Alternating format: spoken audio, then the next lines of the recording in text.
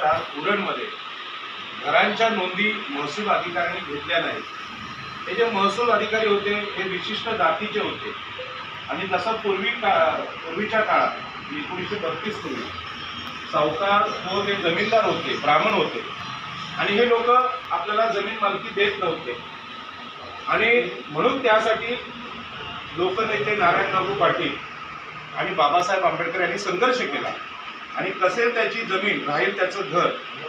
Phone बंद करा, मोदी साहेबांचा फोन आहे मला माहिती आहे, ठेवा. तर आता नाही बोलायचं सगळे. तर आम्हाला संघर्ष करून आम्ही जमिनी मिळवल्या आणि आता जमिनी भेटल्या होत्या त्या गेल्या. आता घर 70 वर्षात इथल्या तहसीलदार, भूमी अभिलेख, इथला प्रांताधिकारी, इथला जिल्हाधिकारी, महसूल आयुक्त यांनी कधीच विचार नाही केला इथल्या मागासवर्गीय लोकांच्या जमिनी तर सरकारने घेतल्या पण त्यांना घरांचा प्रॉपर्टी कार्ड दिलं पाहिजे.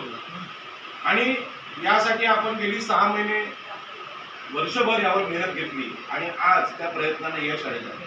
आजच्या या सभेला इथल्या कराडी समाजाचे नेते नवनीत भोईर साहेब इथे उपस्थित आहेत. भोईर साहेब, या काळी काळारुणा परिषदेचे अध्यक्ष विश्वनाथ पाटील यांचं मी कौतुक यासाठी करतो की त्यांनी मंदिर इथे बांधलं, स्वतः खर्चाने मंदिर बांधलं, परंतु जसा जमीन हक्कांचा विषय सुरू झाला तसा विषय सुरू झाल्यानंतर या संघटनेला कार्यालय नव्हतं. मला वाटते संपूर्ण महाराष्ट्रात आणि देशामध्ये एकमेव माणूस असेल विश्वनाथ पाटील. जसं पुंडलिकांनी सांगितलं पांडुरंगाला की माझ्या आईवडिलांची सेवा मी करतोय, माझ्या दोन्ही मांडीवर माझे आई बाबा बसलेले आहेत, तर तू जरी देव असलास तरी मी वीट फेकतो, तिथे थांब, बाहेर थांब, जोपर्यंत आईवडिलांची झोप पूर्ण होत नाही तर तोपर्यंत तुला मी काय जवळ नाही करणार. याच पद्धतीने त्यांनी सांगितलं देवाला थांब, जोपर्यंत या बालही काळा धोंडाला गावठाण मिळत नाही, प्रॉपर्टी कार्ड मिळत नाही, तोपर्यंत इथं लोकांच्या प्रॉपर्टी कार्डचं काम चालेल. आणि आज हे या मंदिरामध्ये पहिलं कार्यालय असेल देशातलं की ज्यामध्ये लोकांच्या अधिकाराचं काम चालू आहे. देवाची मूर्ती बसलेली नाही, नावाला गणपतीची मूर्ती तिथे फोटो ठेवलेला आहे, त्यानंतर बाबासाहेब आंबेडकरांचा फोटो ठेवला आणि दिवा पाटलांचा. हा जो मार्ग आहे सगळ्या मोठ्या नेत्यांनी सांगितलं, महात्मा ज्योतिबा फुलेंनी सांगितलं, डॉक्टर बाबासाहेब आंबेडकरांनी सांगितलं, गाडगे बाबांनी सांगितलं की पहिला माणूस आणि माणसाला जर न्याय भेटला तर तो माणसाला मिळालेला न्याय देवाच्या पूजेसारखाच आहे. बऱ्याच संतांनी, विवेकानंदांनी सांगितलं की माणसाची सेवा, मनुष्य सेवा किंवा प्राणीमात्राची सेवा हीच ईश्वर पूजा आहे. परंतु विश्वनाथ पाटलांनी गेली वर्षभर हे मंदिर या कामासाठी वापरायला दिलं आणि म्हणून त्यांच्यासाठी सगळ्यांनी जोरदार टाळ्या वाजवल्या. विश्वनाथ पाटील काही लोक भाषण नाही करत पण आपल्या कृतीतून मोठे होतात, त्याचं उदाहरण आहे. त्यांना मी मनापासून धन्यवाद देतो की या मंदिरामध्ये जी साधना केली गेली त्याला आज यश मिळालं, लोकांना प्रॉपर्टी कार्डची ऑर्डर भेटली. या सगळ्या आंदोलनामध्ये जे लोक प्रॉपर्टी कार्डची मागणी करतात त्यामध्ये सगळे मागासवर्गीय लोक आहेत, हे पण विशेष आहे. मुरुड समाज हा रायगड जिल्ह्यातला अत्यंत कष्टकरी समाज आहे. त्या समाजाचे अध्यक्ष आपल्या इथे आहेत. नाव काय नाव? कुणाल उमेश गायकवाड, अध्यक्ष उरण तालुका मुरुड समाजाचे अध्यक्ष ते आपल्या बरोबर आहेत. दादा तुमचं नाव सांगा आणि परिचय द्या. राहुल रमेश कोशे, अध्यक्ष उरण तालुका लोहार समाज.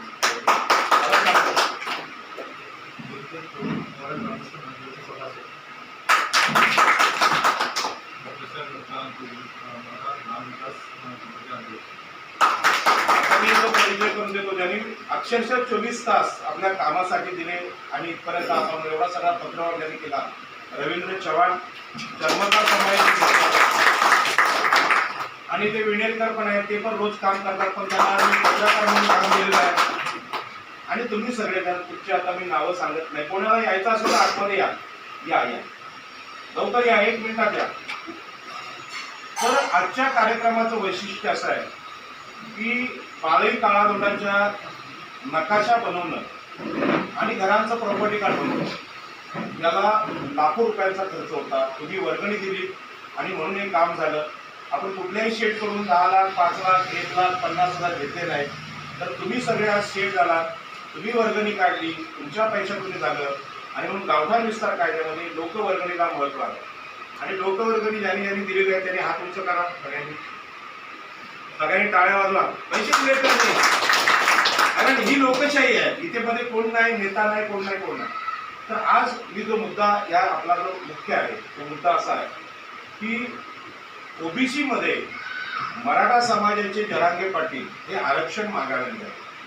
आता आपल्याला आरक्षणाबद्दल कल्पना नसेल, पण या देशामध्ये स्वातंत्र्यपूर्वी काळामध्ये जे लोक इतरांचं शोषण करायचे त्यामध्ये ब्राह्मण, मराठा आणि वैश्य असं 3 जाती होत्या. ब्राह्मण, क्षत्रिय, वैश्य या तिघांनी देशाची लूट केली आणि लूट शोधून काढण्याचं काम डॉक्टर बाबासाहेब आंबेडकरांनी केलं. आणि त्यांनी सांगितलं की ज्या जातींना सर्व प्रकारचे अधिकार नाकारले होते, म्हणजे अधिकार नाकारले होते ही गोष्ट तुम्हाला आता पण सिद्ध झाली की जसं स्वातंत्र्यपूर्व काळामध्ये जमीन, पाणी, जंगल यांचे अधिकार आम्हाला नव्हते, तसे स्वातंत्र्यानंतर 70 वर्षात उरणसारख्या नवी मुंबईच्या शहरात आम्हाला घरांचे प्रॉपर्टी कार्ड नाही, घरांची मालकी नाही. ते कोळी बांधव आहेत, बोरुड आहेत, गराडी समाजाचे लोक आहेत, आगरी समाजाचे लोक आहेत, त्यांना जमिनीची मालकी नव्हती. आणि हे आताचं वास्तव आहे. महाराष्ट्राचा मुख्यमंत्री मराठा, गृहमंत्री ब्राह्मण आणि उपमुख्यमंत्री पुन्हा मराठा. या लोकांना सहज शक्य आहे. फोन केला तहसीलला, सांगितलं ज्यांची घरं आहेत त्यांना प्रॉपर्टी कार्ड ते आता देऊ शकतात, पण त्यांचं ते फोन करून चिडकोला सांगतात की यांना प्रॉपर्टी कार्ड देऊ नका, ही घरं पाडा, ही जमीन चिडकोची, असं उलट सांगतात. याचा अर्थ आपल्या लोकांनी भोरीसाहेब शोधला नाही कधी. आम्हाला असं वाटतं की पूर्वी जन्मातलं सुकृत आहे म्हणून मी भोग आमच्या वाट्यात आले.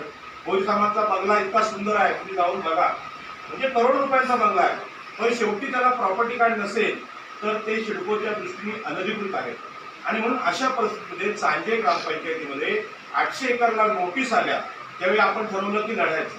पुरणमध्ये अनेक लोक आहेत, अनेक संघटना आहेत, परंतु लढावं कसं हे त्यांना कळलं नाही. नुसतं सिडकोला पत्र देऊन चालत नाही की आमची घरं वाचवा. आता सिडको हा वाघ आहे, त्याला ससा ठेवा, मांजर ठेवा, कुत्रा ठेवा, तो खाणार.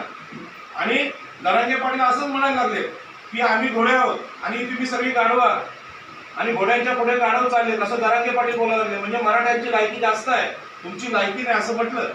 पण तुम्हाला ते कळत नाही. तुम्हाला आता पण सभेत सांगितलं की तुमचं घराचं प्रॉपर्टी कार्ड मिळतं, जरा 2 शब्द बोला, सगळे हसायला लागले. नाही आम्हाला बोलता येत नाही. हे जे आम्हाला बोलता येत नाही ना, ह्याच्यामुळे तुमच्यावर अन्याय झाला. आपल्यावर अन्याय झाला तर बोललं पाहिजे की आम्ही बाबा कराडी समाजाचे लोक आहोत, आम्ही बोरुड समाजाचे आहोत, आम्ही कोळी समाजाचे आहोत, मुंबईपासून जवळ आम्ही आहोत, आमचा अजून आमदार नाही, आमचा अजून खासदार नाही, आमचा जिल्हाधिकारी नाही, आमचा तहसीलदार नाही. तुमचेच सगळे अधिकारी कसे, तुमच्याच जातीचे कसे. आणि म्हणून आता जरांगे पाटलांनी जेव्हा मराठा आरक्षणामध्ये मागणी केली की आम्हाला आरक्षण द्या, त्याला आपण सगळेजण विरोध करायला लागलो. आणि म्हणून या सभा गावोगावी होत आहेत. लोकनेते दिवा पाटलांनी सुद्धा मराठा आरक्षणाचा विरोध केला आणि सांगितलं की सगळ्याच जागा, पोलीस भरती असेल, महसूलमध्ये असेल, जिल्हाधिकारी असतील, शिक्षण क्षेत्रात प्राध्यापक असतील, वकील असतील, ते एकाच जातीचे लोक असल्यामुळे येणारे तहसीलदार, येणारे जिल्हाधिकारी आमच्या घरांच्या नोंदी घेत नाही. आपल्या बाराही काळाखंडातल्या लोकांना एवढं तरी कळलं की 70 वर्षात इथे आलेल्या जिल्हाधिकाऱ्यांनी, तहसीलदारांनी आमच्या नोंदी घेतल्या नाही. आता सुद्धा आपण अर्ज केला तर ते तहसीलदार म्हणतात आम्ही सिडकोचा अभिप्राय घेऊ आणि मत कळू.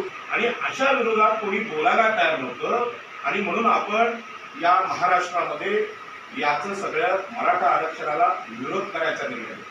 आता मराठा आरक्षणाला विरोध होतोय असं म्हटल्यानंतर जरांगे पाटील आता बोलायला लागला की जर आमचं आरक्षण मिळत नसेल तर आम्ही सगळ्यांचं आरक्षण रद्द करू.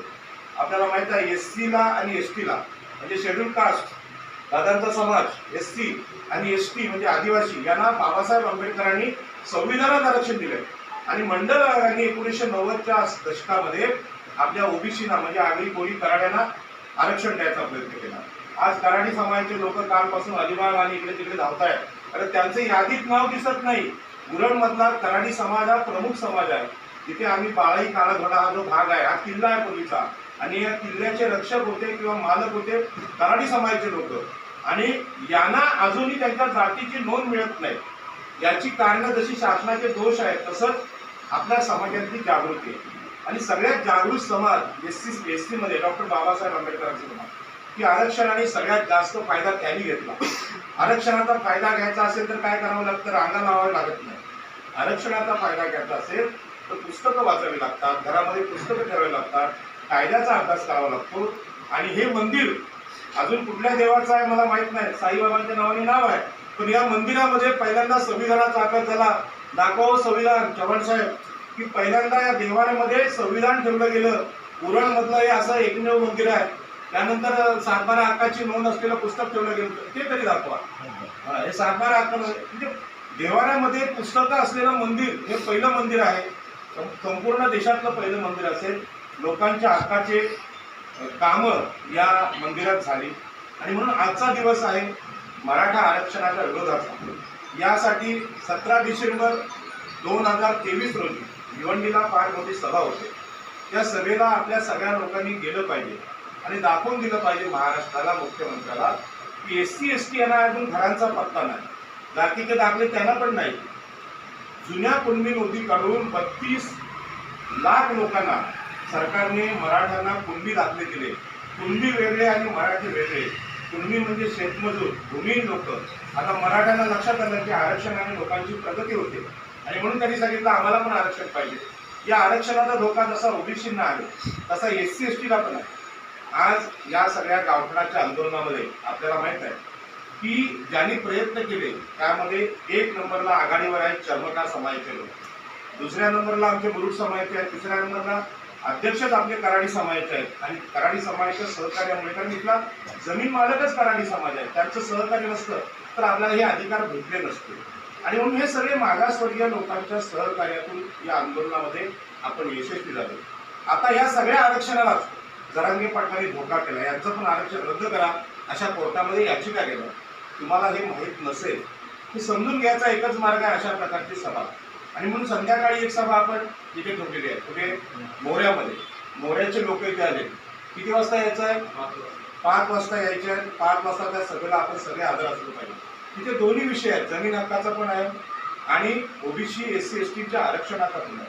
त्याचबरोबर उरण तालुक्याचं प्रदूषण ज्या महापालिकेने घेतलंय केलेलं आहे त्याच्याविषयी कोर्टामध्ये लोकायुक्तांनी आपली सुनावणी लावली आणि त्या सुनावणीमध्ये जो विषय आहे ते डॉक्टर हर्षवर्धन म्हणून प्रदूषण नियंत्रण मंडळाचे तज्ज्ञ आहेत, ते तिथे येणार आहेत वाशीवरून.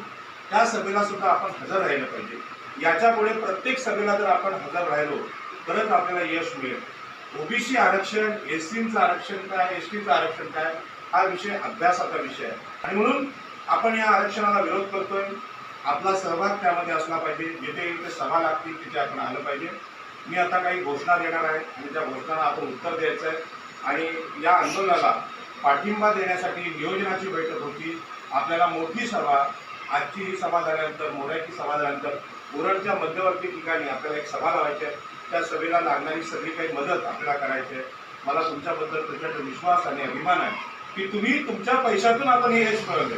इथला कुठलाही आमदार, कुठलाही खासदार बोलू शकत नाही की या घराचं प्रॉपर्टी काय मी दिलं. कोणी दिलं आहे? तुम्ही दिलेलं आहे. म्हणून आपण घोषणा द्यायच्या, जोरात बोलायचं आहे, कारण या घोषणातूनच महाराष्ट्राला सगळं करणार आहे. बोला सगळ्यांनी, जमीन आमच्या हक्काची, अरे जमीन आमच्या हक्काची, कोण म्हणतो देणार नाही, कोण म्हणतो देणार नाही. कराडी समाजाचा, मुरुड समाजाचा, लोहार समाजाचा, चर्मकार समाजाचा, कोळी समाजाचा, आगरी समाजाचा, डॉक्टर बाबासाहेब आंबेडकरांचा, राजर्षी शाहू महाराजांचा, छत्रपती शिवाजी महाराजांचा, बाळाई काळाधोंडाचा, उरण नगरकरांचा. आपल्या या आंदोलनाला सगळ्यांनी यायचं आहे. सगळेजण येणार. जरांगे पाटील अशिक्षित माणूस एवढा सगळ्या महाराष्ट्राला चॅलेंज करायला लागला, सगळ्या मागासवर्गीयांना चॅलेंज करायला लागला. त्याला कोकणातून उत्तर स्ट्रॉंगपणे गेलं पाहिजे. तुम्ही सगळे व्हिडिओ रोज आरक्षणावरचे बघत चला, आरक्षणावर बोलत चला, समजून घेत चला. आणि आपण असं जाहीर केले की मराठ्यांना आरक्षण मिळणार नाही, नो मराठा आरक्षण. यामध्ये कोणी मराठा जरी असलं तरी लक्षात घ्या की जे मागासवर्गीय आदिवासी आहेत, SC आहेत, ST आहेत, ते अतिशय भयानक स्थितीत आहेत. म्हणजे त्यांची अवस्था फार बिकट आहे. आदिवासींची अवस्था फार बिकट आहे.